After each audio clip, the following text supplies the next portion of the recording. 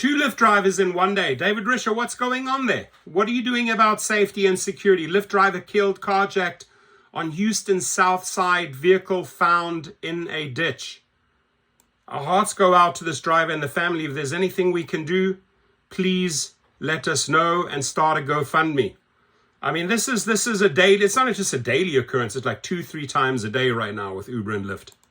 And killing a rideshare driver in southeast Houston. The Houston Police Department says the driver was killed near War and St. Augustine Streets around 1:30 this morning. His car was found blocks away. And officers say this is the third carjacking involving a rideshare driver in the past 2 weeks in the same area. KPRC2 reporter Corley Peel is in southeast Houston with what she's learned about the killing.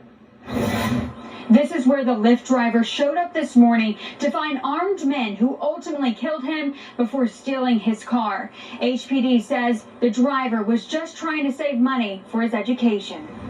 The sound of gunfire in this neighborhood had Isaac Wingfall and his wife taking cover inside their home. I was very afraid. At first, I thought it was just some people just shooting in the air, or shooting just, firing some shots off, because you hear that every night in this neighborhood. The sound of a car door slam alarmed Wingfall even more. And I heard the car speeding off. He looked outside, seeing a man in the street.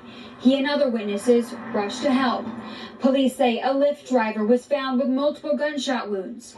Wingfall says he was still alive at the time. He was asking for some water, because he kept saying he was thirsty. So he needed some water. During some of his final breaths, HPD says the Lyft driver managed to tell them 3 men armed with guns shot him before stealing his car. Police scoured the area, finding the man's car crashed into a ditch near Goforth Street, just a few blocks away from the shooting.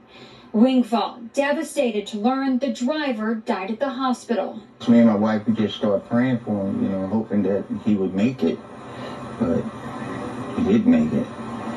And that was sad to hear. We received a statement from Lyft who says their hearts are with the driver's family. They said they are offering support. David Risher, our hearts are with the family. David Risher, you have blood on your hands, dude. Really? This can be prevented if you actually start vetting your riders properly.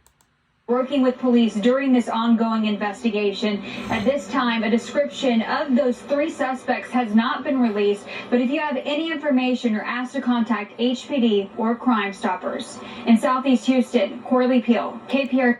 Thank you, Corley Peel, for covering that. Family, please, whatever we can do for you, reach out to us. My email, my phone number is below. If we can get a GoFundMe going, whatever we can do to support that family. And didn't make it. Several gunshots, 3 men, killing 1 person, innocent person, a driver. 2 Lyft drivers in one day, 1 in Philadelphia, 1 in Houston. And still, the company doesn't offer us any security or safety protocols that work. Unfortunately, there's no vetting against these criminals. They only use third-party databases by companies that don't show the thugs. Your comments.